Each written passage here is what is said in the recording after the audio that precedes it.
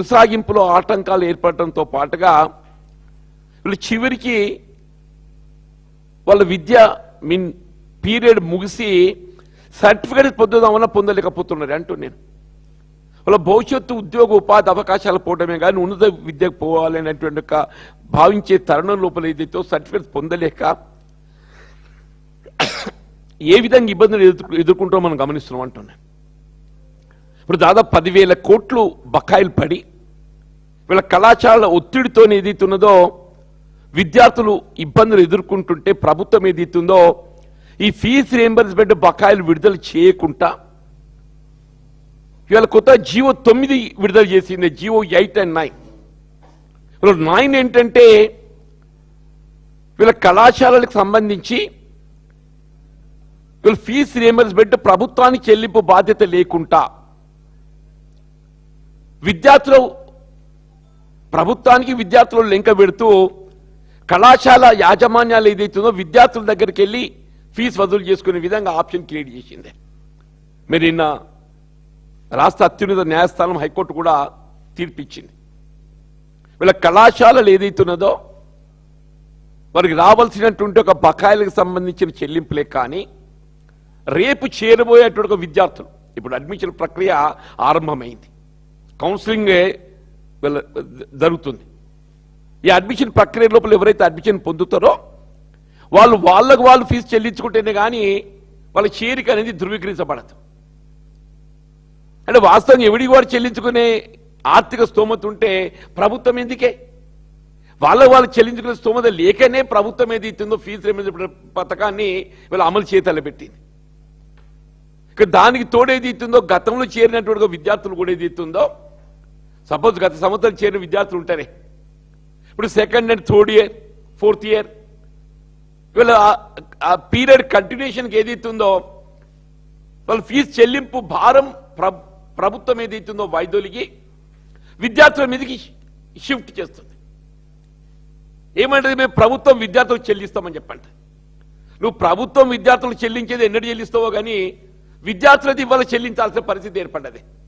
వీళ్ళ ప్రభుత్వం విద్యార్థులకు ఎప్పుడు చెల్లిస్తుంది అనేది అది తదుపరి అంశం. అది వీళ్ళ విద్యార్థులు ఏదైతుందో ముందస్తుగా వాళ్ళ కళాశాలలు చెల్లించుకుంటేనే కానీ వాళ్ళ అడ్మిషన్ ధృవీకరించబడది, వాళ్ళ కొనసాగింపు ఏదైతుందో ధృవీకరించబడది, వాళ్ళ సర్టిఫికేట్స్ కూడా వాళ్ళు పొందలేకపోతున్నారు. వాళ్ళ విద్యాభ్యాసం ముగిసిన తర్వాత సర్టిఫికేట్స్ కూడా పొందలేకపోతున్నారని చెప్పి అంటున్నాం.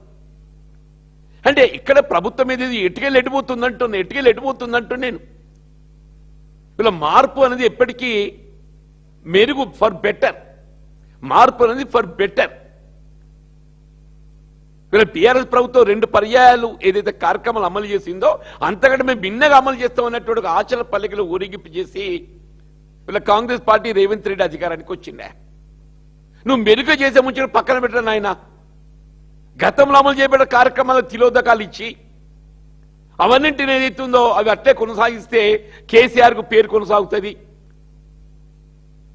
నువ్వు కేసీఆర్కు పేరు కొనసాగుతున్నట్టుగా కుట్రబుద్ధితో ఏదైతుందో అవి నిలిపివేస్తే నష్టపోయేది ఎవరు? ఈ రాష్ట్ర భవిష్యత్తు.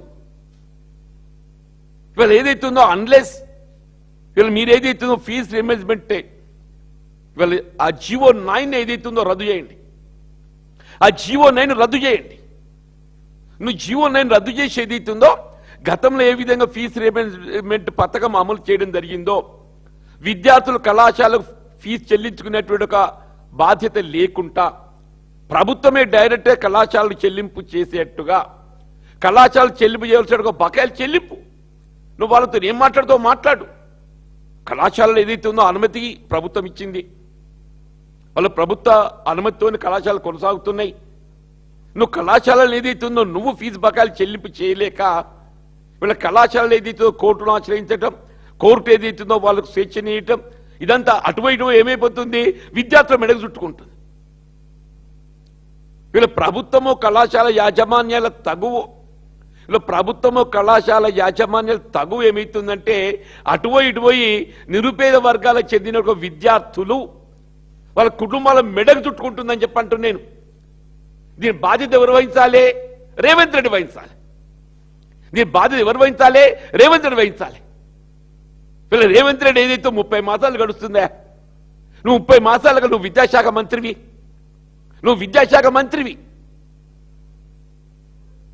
వీళ్ళ విద్యకు సంబంధించి మెరుగైనటువంటి ఒక విధానాలు రూపొందిస్తా నేను. ఏంటని మెరుగైన విధానాలు అంటున్నా.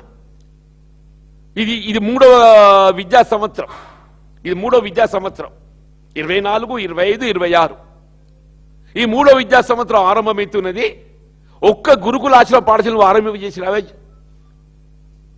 మూడో విద్యా సంవత్సరం ఆరంభమవుతుంటే నువ్వు కనీసం ఒక్క గురుకుల ఆశ్రమ పాఠశాల అన్నాడు కేసీఆర్ గారు ఏదైతే Jyotiba Phule BC residential schools ఆరంభింపజేసి మొత్తం దేశంలోనే బలహీన వర్గాలకు ఏదైతుందో ఆదర్శంగా నిలిచిండు.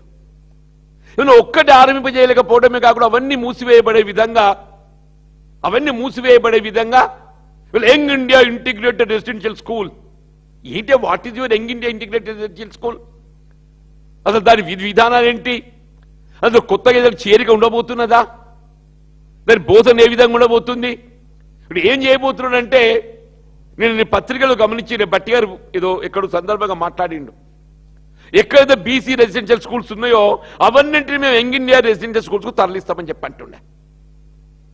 ఎక్కడైతే Jyotiba Phule BC residential schools కొనసాగుతున్నావో వాటిని మేము యంగ్ ఇండియా రెసిడెన్షియల్ స్కూల్స్కు తరలిస్తామని చెప్పి అంటుండు. నువ్వు వాటిని తరలించిన తర్వాత ఇక్కడ కొత్త యంగ్ ఇండియా అనే పేరెందుకు చెప్పుకుంటున్నావు? అవి ఎక్కడ కొనసాగుతున్నా అక్కడనే కట్టేసేయి, అక్కడనే కట్టేసేవి అంటున్నాను. సమస్య పరిష్కారం అయిపోతుంది కదా. అవి ఎక్కడ కొనసాగుతున్నాయో ఈ బీసీ రెసిడెన్షియల్ స్కూల్స్ ఏదైతుందో అక్కడే భవనాలు నిర్మాణం చేస్తే కేసీఆర్కు పేరు వస్తుంది. కాబట్టి ఏదైతే అవి కొనసాగకుండా వాటిని అక్కడ మూసివేసి ఇక్కడిని తరలిచ్చి ఏదో కొత్తబడి పెడుతున్నట్టు.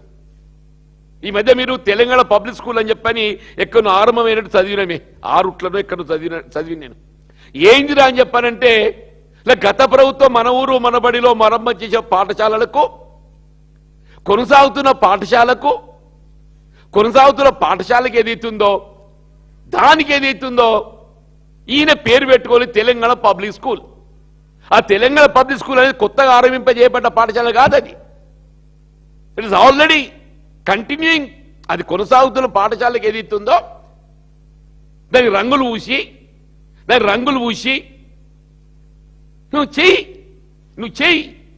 పాఠశాల విద్యా బోధన వ్యవస్థ మెరుగుపరుస్తామని చెప్పి అనుకున్నట్టయితే రాష్ట్రంలో 26,000 పాఠశాలలు ఉన్నాయే. అన్నింట్లో ఏదైతుందో ఆంగ్ల మాధ్యమ బోధన పటిష్టపరిచే విధంగా చర్యలు చేపట్టు.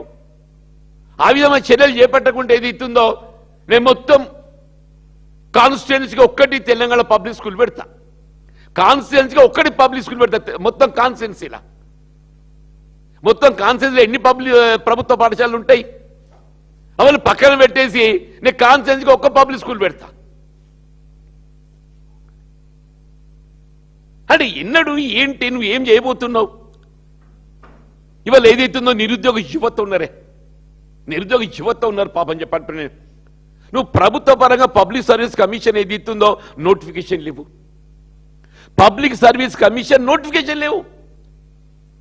ఇలా 30 మాసాలు గడుస్తుందా?